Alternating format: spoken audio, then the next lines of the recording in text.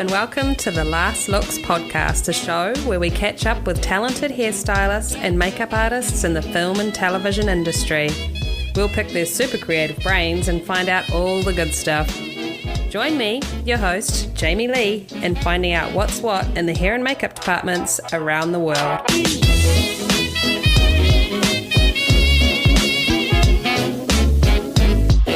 Now it's time for Kid Corner, where we shine a spotlight on artists who've created products with the film and television industry in mind. Products designed by artists for artists.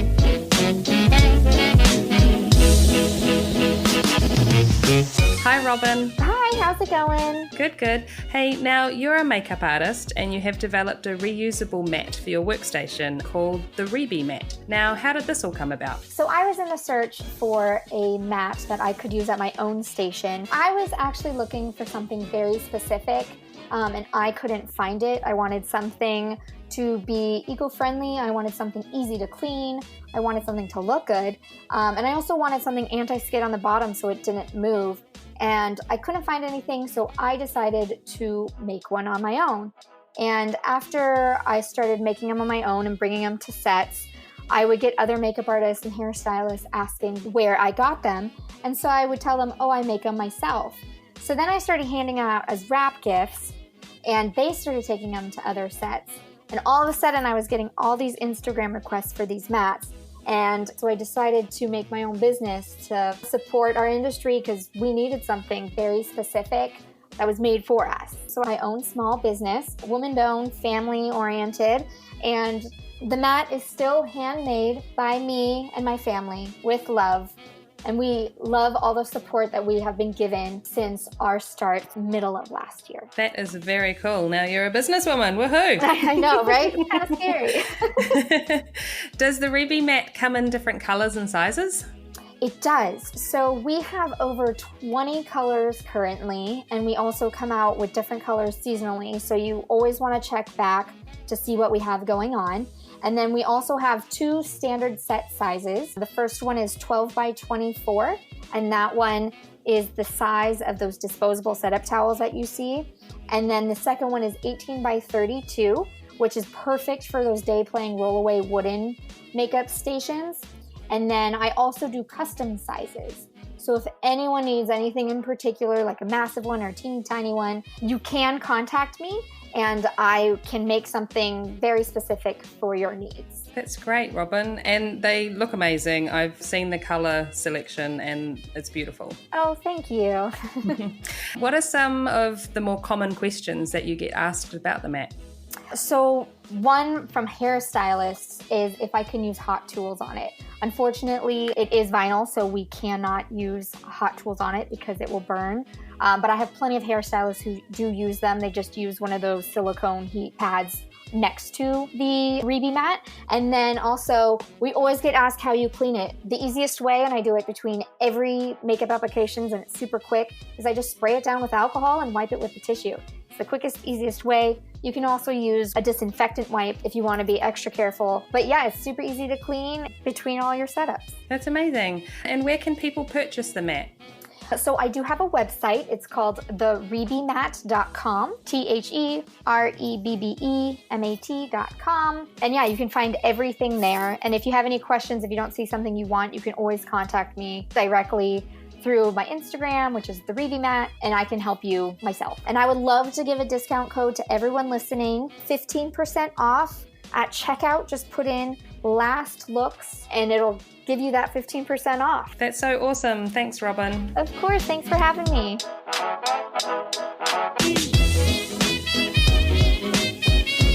Today, we speak with Damian Martin and Adam Johansen from Odd Studios in Australia. They tell me how Odd Studio was born. We talk about the incredible creatures and characters they have been lucky enough to create and what they look for when hiring artists for their team. Let's chat with some good old Aussie blokes. Pictures up. Last looks. Rolling. And action. Hey guys, welcome to the Last Looks podcast. Thank you very much. Thanks for having us. Hi, Jamie. Thanks for inviting us. You're welcome. Hey, so you guys are located in Sydney, Australia, and you have the prosthetics and creature effects company, Odd Studio. Let's start with how you guys met and started working together. Damian, let's start with you. We met back in 1998 on a television series called Farscape, which was a Henson production that was shot at Fox Studios. All the pre-production was done in the UK at Henson's, and then they set up shop over here. So as a UK crew came out, and Adam and I were the first two Australians employed in the creature shop. So yeah, we met over 22 years ago now. So that was just in the creature shop. So did you guys make it onto set at all? No, it did make it onto set. I would do a lot of applying makeups in the morning and then going, making sure everything was all right. And then my assistant would go on set and look after the character. And then I'd go back to the workshop to do running of the next, new appliances or pre-paints or, any number of getting the next round of creatures and characters ready, along with there were about 20 of us. So it's quite a big crew. That's nice having that variety. It was, and it was such a hungry beast that we made so much.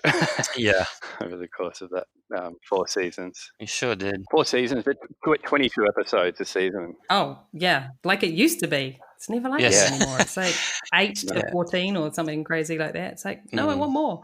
Yeah. It was a season. A season was 9 months of the year. So it was a huge chunk of work for us. And then how did Odd Studio come about? Well, it was sort of, there was a whole few years there during those Farscape years was, like I said, 9 months of the year was Farscape. And then a couple of months in between that with projects like Matrix and Star Wars films that we would sort of jump from Farscape to those films, and we were just always working on the same projects, and we worked really well together. I was running the mold department, so I was a more workshop based, I guess, and then I'd go on set occasionally with different characters and things. Yeah, we just worked really well together. It was at the end of Revenge of the Sith, actually, Star Wars, that but Damian and I had the same sort of upbringing in terms of the effects, and we always knew that we would love to have our own company and really love running projects ourselves. We ran different departments, so we'd sort of discussed possibly forming a company at some point, and it just seemed like that was a good time to do it. End of Star Wars, 5 of us got together and created Odd. Originally it was just Odd, and then the 5 became 3, and then 3 became 2. Yeah, I'm sure that's a little easier to manage, is it? It is. Yes. 5 was way too top heavy. So with some of those films that you just mentioned, like the Matrix films and the Star Wars ones, what were you guys responsible for within those films? The Star Wars films were, I was a bit of both creature shop and costume props. I was in costume props for the Star Wars films. So I was, in the last one was working on the Darth Vader suit and all the armor, the Wookiee armor and everything. The Attack of the Clones was again costume props. So more costumes actually than creatures. Is that both of you? Or? Well, no, I was in the creature shop on episode 2 and 3, but on both of those I left early. On episode 2, I had a round the world trip booked before I landed that job. I'm sorry, bailing on Star Wars? Bailing on? Oh no, don't! It gets better. It gets better. I did it twice. Madness. On the 3rd film, I got asked to work on a film which nobody's heard of called Man Thing and supervise the creature suit. Build on that, and it was just a sort of smaller crew, I suppose. Yeah. With more responsibility for me, so I left that. Yeah, so I finished up on Man Thing at the same time. Those guys, Adam and our other friends, finished up on Star Wars. Okay. And what about the Matrix films? The Matrix films was sort of set deck for me. So the huge statues and things we were producing. It wasn't on Matrix for a huge point. No. Yeah, that was the 2nd and 3rd films, not the first one. I went in and did a couple of makeup effect gags, like getting maced in the head, and then did a lot of work fitting all the fitting and supervising the finishing of the Agent Smith masks for the big Agent Smith battle fight scene with all the multiple Agent Smiths in there. That's how they were doing it. Okay. Yeah, it was a combination. They had dummy heads, so one row of dummy heads, and then a row of actual people with Agent Smith masks behind them, and they were sort of operating the head turns on the dummy heads. And that's just creepy. Yeah. It was kind of cool.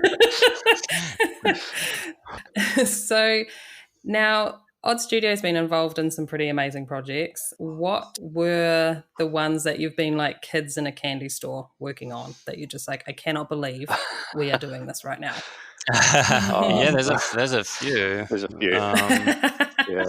Yeah, we've been very blessed actually. But Star Wars: The Revenge of the Sith for me was a huge one because I was sort of one of the films I got into. Creatures was the original Star Wars, so creating the Darth Vader suit was a massive. And George Lucas Star Wars Darth Vader, I didn't think that could ever be topped, and that was still certainly up there. I'm very, very lucky to have been involved with that. There was only 5 people that got their names engraved on the inside of his helmet, and I was one of them. So it's pretty nerdy, but it was a great, as a child, like I said, I was absolutely obsessed. So for me, it was Star Wars, but Mad Max, and also Alien Covenant with Ridley Scott, and being creature effects supervisor on an Alien film for Ridley Scott is.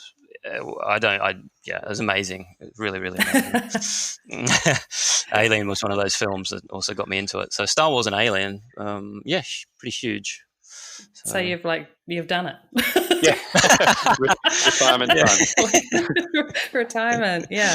So on Alien Covenant, what were you guys responsible for doing in that? Like, what I understand, there's just so many elements going on with that. Yes, that was a huge one, and that's sort of one of my favorite projects because of the diversity of work as well. There are some great projects that we've been involved with that are predominantly prosthetics. Like I mentioned before, some costume work, some prop work occasionally, but Alien Covenant was a great mix of all, prosthetics, creature effects, puppets, all practical sort of old school stuff. Yeah, creature-based set pieces. And, so it was, she mentioned, so it was Connor O'Sullivan's company, Creatures Inc., came over from the UK, and I sort of met up with Connor before the film sort of happened here, and then he was sort of supervising, I was supervising, and we sort of brought Odd Studio and Creatures Inc. together. So it was a combined company venture, and it was really lovely actually. Had a great time working with those guys and met some wonderfully talented people from the UK. And we at one point, I think we were about 45 people in the creature shop. And we had, when I first met with Connor, there wasn't going to be, it was mainly a few puppets here and there and some prosthetic effects. But as the project sort of kicked off, Ridley really did want the creatures, people in suits, so we ended up just very quickly, our workload increased by 200%. It was just like all of a sudden what we discussed for months was sort of, that plus all these full creature suits of the xenomorph and the neomorph. So we had animatronics, creatures, puppets, prosthetics, just you name it. We sort of, built it on Alien. And that's why it sort of remains probably my favorite experience at the moment. But so even things that ultimately wound up being CG, there were practical versions of it on set for him to shoot and light and for the visual effects people to reference. You just had to get everything ready to be 100%, or... Yes, we did. Yeah, we really did finish everything to 100%. And I mean, we had a pretty good indication and fair idea that a lot of it was going to be replaced by CG. But Ridley really loved Ridley's style, and he loves to have things on set, and he uses the practical elements to work out, how he wants to shoot something. So, I mean, we've certainly kept on our toes. We would have these storyboards and really discuss, how we're going to shoot something, what we were going to build, and get on set, and Ridley would sort of flip that and just kind of like change his mind, and I love that as well. You certainly, have to be ready for almost anything, and it was we'd have everything fully built and shot on, and it was a lot of fun. It was a crazy pace we worked at though. It was 9. That project again I think I was on it for 9 months, and I was pretty shattered at the end. I mean, we all were, but I would imagine. Yeah. So with is it animatronics you said? Mm-hmm. Yep. Yes. Yeah. Do you guys build that? I mean, do you have a background in electronics, like how all that works, or do people specialize in building that? Like, how does that work? We do have people specialize in animatronics, and so I mean, we all kind of we like to, Damian and I like to cross over and do everything that we can, but there are certainly artists that are better at certain things than we are and specialize in certain areas. So for me personally, I was more of a supervisory role. I would get to sculpt. I love sculpting and designing and applying makeup. So I still had my hands in that, and there was a lot of, lucky to do some of that. But we left the animatronics to the professionals on that one. And we had five animatronic people at one point. Were you both going to set at different times? Were you on set too, Damian? No, I was mostly paint finishing, as well as sort of supervising some of the workshop goings on. Also had my first daughter during that time, my first and only daughter during the pre-production of that. So that was added another layer of. You were busy, yeah. Exhausting there, but for that reason, trying to maintain hours and support my partner as well. So not going on set was quite advantageous for that reason. Yeah, I have a question that it may be a stupid question, but with the alien, with all that stuff that comes out of their mouth, did you guys have to do any of that? Like, what is that? What did you use? All the slime, you mean? Like all the goo and. That's just lots and lots of Methocel, really. Yeah, the slime. Different truck tons of it. Tons of it, and different consistencies of it. So it was like KY and Methocel and blood, just kind of like goop. Ridley was, Ridley loves to get in there himself. So he does. He really does love it, and he would get in there, and he, would often I'd be dressing something, and he'd come in right next to me, and he'd be like. Calling for yogurt and things like that from catering to dress, pasta and yogurt and things, just real textures and onto the pieces, and was always repeat. Well, that's what he did on the original Alien, so he loved letting us all know that this is what he did on that one, which was really fun. Yeah, I think it always is cool when the boss is getting in there and absolutely getting in their hands dirty. It's a good time. Yes. What was one of your favourite, I guess, rigs or puppets or animatronic creatures that you did on that? What was your standout moment? I think for us, or certainly for myself, doing the xenomorph, which is the beast, the alien of all aliens. The thing that gives people nightmares. Yes, exactly. So being able to give Ridley an earlier version of that creature that we've all seen in Alien was that was the high point. Just being involved in that, such an iconic design, Giga design, that it was like, I don't really know how you top that. So it would definitely be that. But it was that, the facehugger. Yeah, all those classic creatures that just haven't aged design-wise. They're timeless in that sort of sense, that they're just as effective as a scary, outer space creature today as they were 30 years ago. Absolutely. And you guys got to build a whole bunch of the eggs as well, right? Yes. Yeah, there was a whole set. I mean, there was a couple of the best sets I've been on. I think was the egg room in at Fox. We filmed it at Fox, so they built the egg room, and also David's lab, which was a whole bunch of crazy AIs, inventions and creatures and failures of failed experiments, and that's so cool. It was so fun. I hear that Fury Road was like you guys were running crazy amounts of everything for that. Yeah, that was pretty hungry. Yeah, there were a lot of appliances for that because pretty much, almost everyone had at least an Immortan brand on them. Right.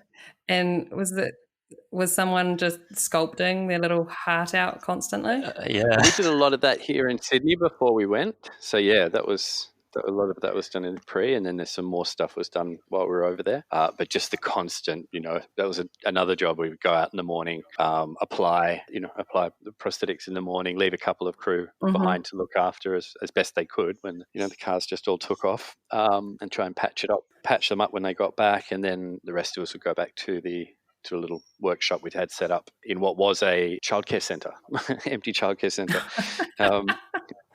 Down by the beach, so we were in there and we'd just be running running, and getting ready for the next day, as well as working on any gags that were coming up. Yeah. Did you move your whole kind of operation over there? You weren't sending anything over from Australia or anything like that? Damien went over. I stayed here at Odd, and initially there was a couple of pieces that sort of I was working on and would go over, but not a lot during the shoot. No. Yeah, there was just that. That's right. There were a few pieces that were still being finished when we went, and then there were four of us from Australia in the prosthetics department, and four South African locals. Oh, wow. So were they experienced, or were you teaching them? They were experienced to varying degrees. Obviously we had Yaku, who was my sort of second right-hand man. He had his own company over in Johannesburg, so he was experienced, and then a couple of more junior but still experienced crew. But then it's sort of the way we produced the prosthetics was sort of everyone does things their own way to a degree and has their own recipes and approaches and techniques. So sort of really spent time here before we went, just streamlining, knowing how hungry it would be. Just here's a recipe for everything, and this is our process. Right. Just something where lots of testing here. Yeah, lots of testing. That's right. And hand someone almost a recipe book and say, here's step 1 through 10, do this, and things will turn out right each time, and we won't fall behind. That's awesome. I think being able to have that time to actually test those things and set it up is, it's priceless, really, isn't it? It is. Yes. It really is. And you can't plan for everything, but it just means you've ironed out a few things ahead of time, and especially with sort of semi-unknown crew, talking ahead of time, and you're pretty sure of people's competency and all that, but until you get there and meet people, you never really know until you're on the ground. Yeah. So with you guys working in the studio and on set, how do you kind of balance that? Is that difficult, or is it just is helped because there's two of you? Oh, I definitely think it's helped that there is two of us, and even just discussing those projects. We kind of often do take it in turns. One of us will take a bit more of a responsibility than the other in terms of so we can overlap with projects as well. And yeah, I think we both love all aspects. So we do both really do love working in the workshop and designing and sculpting, building things and getting our hands dirty. But seeing it right through and being on set is great as well, and we really do love that. We have a fantastic team here, Odd Family, and we're very blessed to have them here and on most projects. So we've got a good workflow. If Damon and I, we're really comfortable and confident that the other guys here can go on set, and take care of and look after the makeups as well if we need to be back here. And some projects really do require, you're shooting as you're building, so you can't be on set, and one person can't be on set and also supervising what's happening in the workshop all the time. So it's definitely an advantage that there's two of us and that we've got a great team. Yeah, we're very lucky. Absolutely. So when you guys are looking for artists to work in the shop or come on set with you, all that type of stuff, what are you looking for? Yeah, we're really looking for a range of things. Obviously, quality of work is great, but personality is a huge one. Just someone that can really, that's fun to be around and works well in a team. And, there are no egos, so it's all people just chipping in and working together is such a huge quality that we look for. And that passion, that passion, just people that want to, that are excited about it and into it, really comes across, because there's an eagerness to learn and work together, and it often comes with less ego as well, which is nice. Yeah, when you're doing those kinds of hours, I think it's necessary, isn't it? That's right. That's right. Yeah, I was going to say that. For anyone that's sort of starting out, and we get so many people coming through here, and we take on work experience, and that's one of the biggies. It's like you really have to just be prepared to work crazy hours. It really does have to be absolute passion, because as you know, Jamie, it's sort of not normal hours. No. So, and if you didn't like what you were doing, it would, I can't even imagine, it would be torturous. Like, it would That's just be right. horrid. If you're going to spend 16 hours with a group of people, then you really want to get along and enjoy what you're doing. Yeah, absolutely. Not take yourself too seriously either. Got to have a laugh. That's right. So when you guys, either when you were coming up or even throughout while you guys have been working, is there one piece of advice that somebody gave you at some point that you were just like, yes, that has really helped me throughout my career? Oh, Yeah, I feel like there's been a lot. But I think probably the first bit of advice I got when I started out, I did work experience at a company that was making animatronic puppets. And then from there went to employment at a company that built animatronic characters for theme park rides. But Okay. there's a head puppeteer animatronic technician working at the company where I did work experience, and I was always into making stuff as Damien was. Even as a kid, I was always sculpting or drawing or just creating things, and I had a bunch of little things to show them, and they were encouraging. But this one guy was like, no one's there's always someone better than you. You're just going to have to accept that there'll always be someone better, and you need to use that as as inspiration to sort of better yourself. And I remember thinking, I wonder why he's sort of saying that. Was it to discourage me or not? But actually, yeah, I couldn't agree more. That there's always someone to get inspiration from. There's always artists out there that are always inspiring me anyway, peers and colleagues. And I think, I don't know, that piece of advice was sort of, well, it wasn't really advice, it was a statement, but I took it as advice to, Yeah. What about you, Damien? Yeah. Look, I've kind of, I don't really have one piece of advice that someone's given me, but just the attitude that you should never be limited by not having access to things as an excuse to not be making and creating. If you have a drive to do it, you'll find a way to do that. And yeah, that's that excuse, I can't do that because I don't have the right product.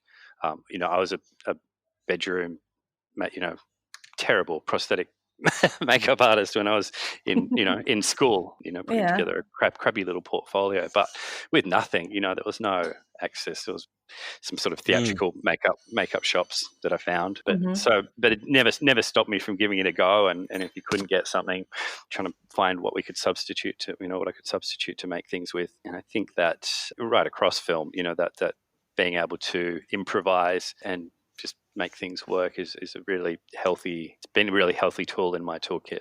Yeah, making something out of nothing. Yeah. No, that's right. I certainly think in Australia, like being here, like in those early Farscape days, we really did have to, with all the English guys coming over, we had to find a lot of materials and be quite resourceful with things that weren't available here. I think that really, we still do that. We're still looking for materials and things from other industries that we could, well, we were always tinkering with processes and things like that. So, yeah. You're always troubleshooting, aren't you? That's right. Yeah. Constantly trying to figure out how we're going to make that work. So I was interested in, you guys did some work on The Invisible Man. Yes, that's right, yeah. It's a tricky one because it's sort of a bit of a spoiler. It's a bit of a spoiler, yeah. Hang on, the film's out. The film is out. It is out. Yeah. It is out, yes. Okay. But I guess it's tricky because it's sort of out at the cinemas, although you can stream it. So it's sort of, I guess, DVD release. But yeah, anyway, if you haven't seen it, maybe tune out now. But if you've seen it, we made the suit. So the Invisible Man suit is what Odd Studio designed and created, a couple of versions of those. And yeah, that was such a challenging, fantastic, crazy ride with Lee Wannell, the director. We love working with Lee. It was so fun. His take on it was really unique, and I really enjoyed the film. But I don't know if you've seen it, Jamie, but I haven't. So I was about to ask. So those who haven't seen it but would like to know what you are talking about, what do you mean the suit? He achieved the invisibility. I don't know where it's kind of. I'm like, did you make someone invisible? Because this is freaking me out. Yeah, and you can buy that now on Amazon. But yeah, in the film, he achieves his invisibility via a suit, which is multiple cameras and sort of based on military tech. So it was a whole suit that covers every inch of your body with little mini cameras that sort of are recording and projecting. Terrifying. So the one that we built's not functional. No, but where does this idea come from? Is this an actual thing that someone has been trying to make or has made? It's been studied. Yeah, it's that people have tried to do it. So you're basically projecting what's behind you onto the front of you. Filming from behind and sort of projecting forward. Yeah, it's sort of like, yeah, so it looks like you can't see because you're looking straight through something. And so we did That's build, insane. we did build the suits, and then of course visual effects did a fantastic job on sort of tweaking that and glitching the suit out. So there's lots of scenes where it's sort of half working, half not, sort of coming to, and then the lenses are all sort of the irises of the lenses are all working and things. That was all done visual effects. But the challenge for us was making a suit that was tiled in little hexagons, and you can imagine. Yeah, we're talking around the fingers, over the full head. It's hooded, like hands, feet, everything was covered in these. So trying to tie, and the So thing we, super comfortable. yeah, Yeah. yeah, They were rubber tiles. they were rubber, yeah. But I mean, I was the guy sort of modelled the suit. I was in the fitting here, so we could work on it, and so I got in the suit quite a few times. I was quite similar size and shape to the stunt guy that was wearing it. So yeah, it was warm. It was pretty claustrophobic, but it was just. I mean, those suit creature suits and things aren't. Yeah, but it does look pretty cool. When we were originally doing the designs on it, we tried a bunch of different looks and different scale of lenses and things, and Lee was really keen to have them all the same size, actually, which we knew straight from the get-go was going to be the challenge. It's like, oh, he's picked a hard one, but it definitely was the way to go. It definitely was. Yeah. It's really creepy, actually. And so what we came up with, I think, was pretty cool, because when you're looking at it in real life, it's sort of, they're hard shapes that we 3D modeled and printed and tiled and then produced soft silicon versions of that. And it's sort of looking at a hard, soft thing. So it was all these hard shapes, but like moving quite fluid, in movement when someone's wearing it. It was this weird, it almost looked like a real CG effect right before your eyes. It was sort of, your brain couldn't quite, you couldn't pick one focal point. So your eyes dance over it as it moves. It's quite interesting. That's awesome. And you guys did Little Monsters, right, with Lupita and Josh Gad? Yeah. Sure did. Was that fun? Yeah. That was so fun. Was that your first zombie job? Or I imagine, you must have done lots of zombies before. Yeah, that was our first job with Abe. Yeah, first. Yeah. Oh, yes, it was a zombie film. That's true. Yeah. Okay. With Abe, yeah, and it was so much fun. I love working with Abe and made up stories. Those guys, so great, and it really was genuinely one of the funnest, if not the funnest film. We all had so much fun with all the kids, and it was just great. It was sort of really, he came in initially to the initial meetings, and you having a look at the other zombies we'd done, and was just like, want you guys to sort of come up with something. I love your work, so it's sort of like, I trust you guys to sort of play around with some different looking zombies. I'm trying to, he would like, to explore the zombie thing, but trying to do something a little newer, which is really hard in the zombie world because everything's been done before. Everyone's had a bite at that apple. But nice that he had that trust in you guys to be able to kind of hand it over. It was lovely, more. Yeah. And everything we sort of were like, hey, what do you think about this? And what do you think about Kidna Man? And what do you think about that? And he's like, yeah, love it, do it. Sort of. That's what you want to hear. That's awesome. Candy star. Yeah. Yeah, that's right. Yeah. And just so much blood and guts. It's great. Yeah, that's right. Yeah, and kids. And I got my two girls in the film. Yeah. I got my two girls in the film. Yeah. Oh, that's cool. So yeah, and a bunch of family friends and other kids as well. So yeah, they're in a movie, and they met Lupita, and that was a great experience for the kids as well. So yeah. Oh, awesome. Yeah, I know Lupita. I've worked with her. The first time I met her was on Black Panther, and then on Us as well, on Jordan Peele's Us. Oh yeah, right. So Wow, she's great. Yeah. Oh, fabulous. Yeah, she is. Yeah, she's lovely. I wanted to ask, throughout everything that you've done, what would stand out as being the most challenging thing that you've worked on, whether it's an entire job or just one gig, like one setup? What would that had you almost pulling your hair out, that you were just like, oh man, I don't know if this is gonna happen? Oh, I feel like that's most gigs.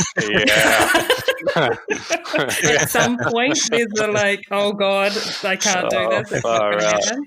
Yeah, just, totally. Like just point to our credit list and we'll probably be like, yeah, that one. Yeah. It's kind of refreshing to hear and to know, because I think so many people can just be like, oh no, it wasn't that hard. It was fine. And it's just, I think Damien and I are like, if it's not hard, we're not doing it right. We're always pushing ourselves to try something new, and then often we're our own worst enemy. Like we've got an incredibly high standard. I don't think we're ever really happy with what we do, so we're always pushing. It could be better. That could be better. Let's just and you almost at the end of it's like, oh man, you're always striving for something, and I think trying to make try and come up with something that's better than the last time you did it. And so there's a pressure on us that we put on ourselves, which makes most things hard. Even if it's seemingly simple, it's like, oh, okay, we can make that better, and that's going to be harder to apply. But you know what? That's going to look better if that piece is a bit soft, a bit bigger, whatever it might be. But I think personally for me, last year there was a couple of projects, Invisible Man being one of them, and Penguin and Bloom. That we worked on as well, which is a beautiful little Aussie story that's not out yet, and can't really talk about that. But there is, it's based on a true story with a magpie that helps a family get through a personal tragedy, and so there was bird puppets and things like that, and that we had both those projects on at the same time, and so equally tricky. For all the reasons I talked about with the suit, just tiling perfectly, shapes just tiled over a body, and removing buckles and things from the suit, and then also just miniature little animatronic puppets of an animal like a bird, which is just perfect. So perfect. It's so birds are the hardest thing to make, I think. And oh really? Yeah. Well, they've just there's tiny feathers, wings. Wings are just like insane. And then if you really study birds, which we did, they are such complex creatures. They have so many little movements going on, and they're so perfect. So many different levels of feathers and fluff, and just a wing, just one wing. You pull out the wing and have all the feathers sort of perfectly, the flight feathers and the feathers behind that, they all slide over the top of each other. And just trying to recreate nature and on that level is and like prehistoric impossible. Nature. Those things have been around forever. That's right. That's right. Yeah, evolved over millennia. I was just thinking, like this morning, we were talking about that the Hobbit job. We did this thing years ago, recreating the Homo floresiensis, which is small other hominid that they found in Indonesia, and we worked on a documentary, sort of doing a makeup version of what it might have looked like. And so that was difficult, but at the same time, we decided that it was time to transition to silicon appliances, and that that learning curve. Not only are we trying to recreate this, this creature, but we're going to make it hard for ourselves and transition to a new material and workflow at the same time, and just those sort of leaps that you have to make, in order to innovate and keep up. But there's that terrifying moment where you don't know if you're going to get to the other side, That's right. And it'd be worth mentioning it wasn't just the silicon makeup, it was a full body. Silicon body. With silicon so you guys just jumped right in. Yes. Okay. Yeah. You With just both went boots. Full tilt. Yeah.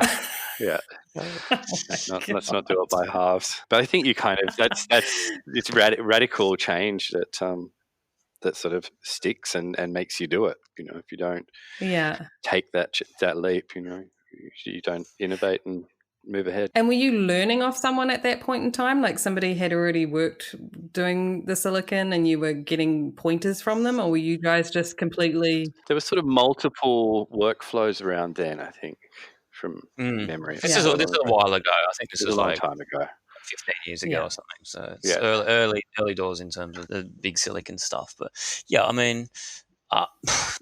kind of, but not really. I mean, we sort of tend to just experiment with and play around with things here and try and make it work. And have you got anything else that hasn't come out yet that's in the pipeline for us to look out for? We're currently working on a Netflix series that we can't really chat about.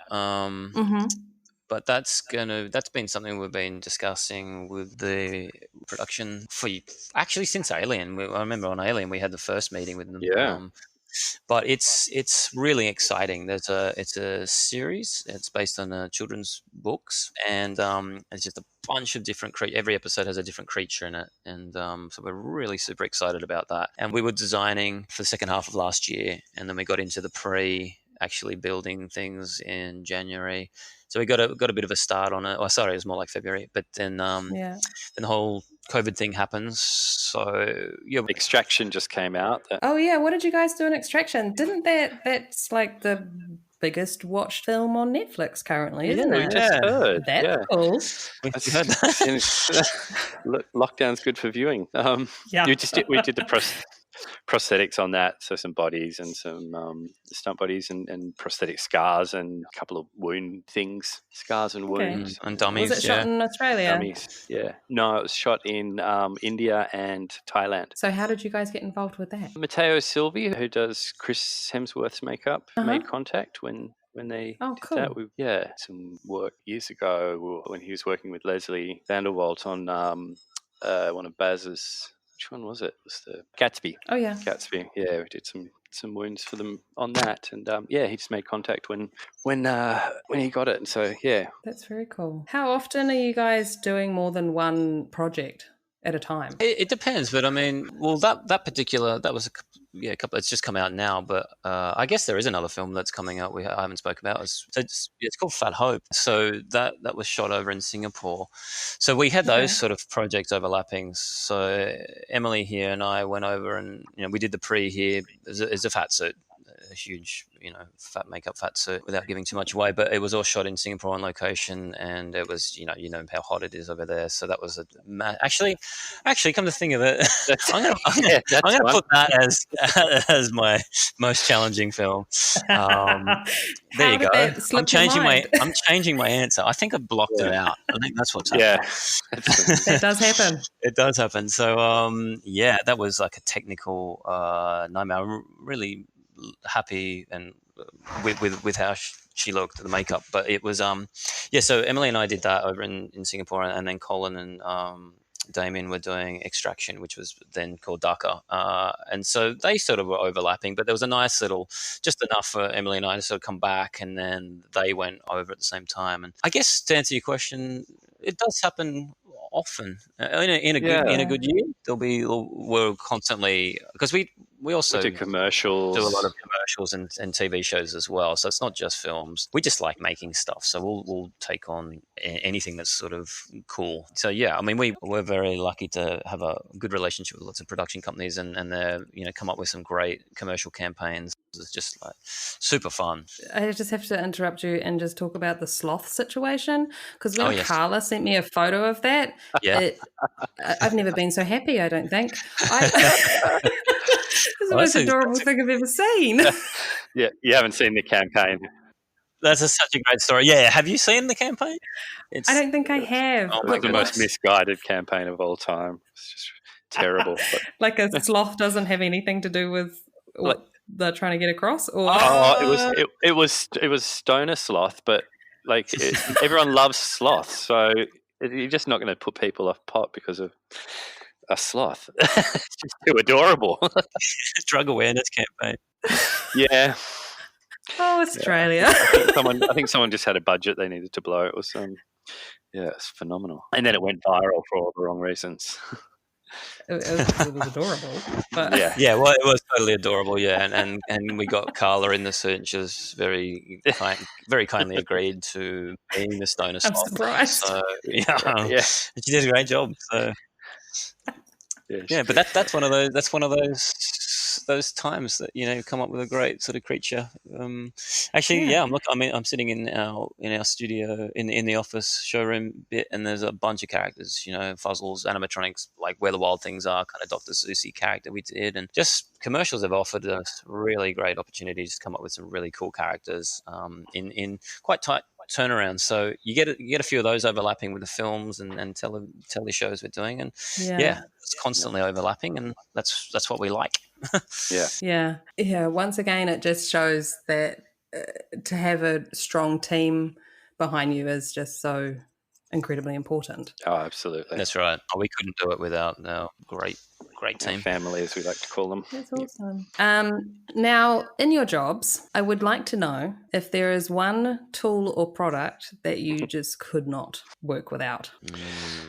Well, I was thinking about this. I'm sure there's many. There are many, but I was thinking of something that we just use all the time is Platsil, the Platsil silicon system that makes pretty much all our prosthetics. Has just become a backbone product. In a way, we don't get to do a lot of what we do without that little family of products. And it's kind of allowed makeup effects to keep up with, HD and camera technology and still full audiences. I think that product and its availability has led that in a way and sort of enabled more people to be able to do it. So out of all the kind of effects makeups, as far as anything from gore stuff to zombie to aging to creature kind of looks, what do you think is the hardest across the board to kind of nail?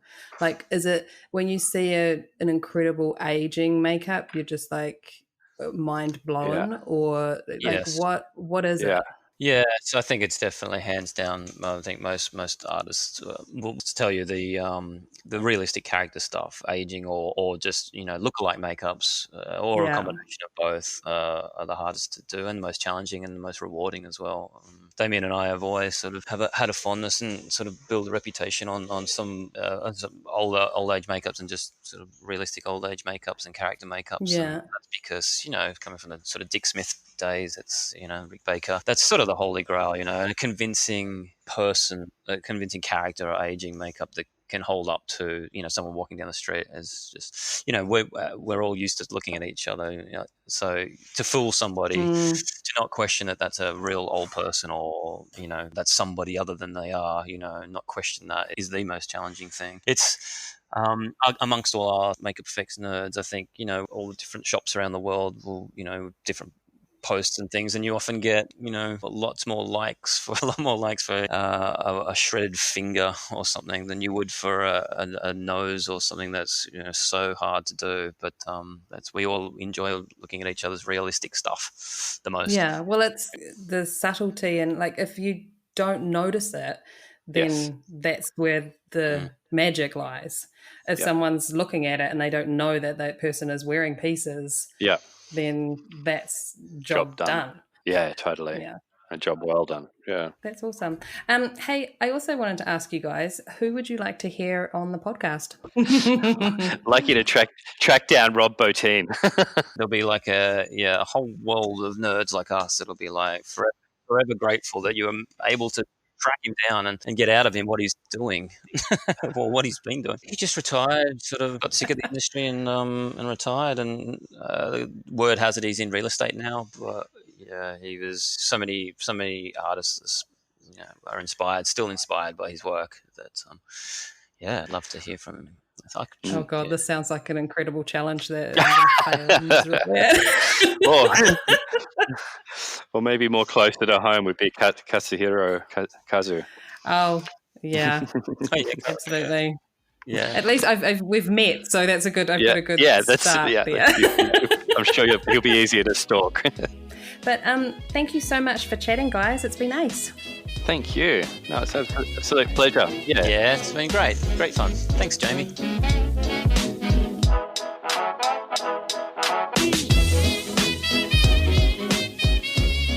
If you would like links to see more work from Odd Studio, go to our Instagram at The Last Looks Podcast or visit the episode notes page on our website, www.thelastlookspodcast.com. The Last Looks Podcast would like to thank Brett Stanley and Sabrina Castro. The song Fun Time by DJ Quads. Thanks for listening. Until next time. That's a wrap, people.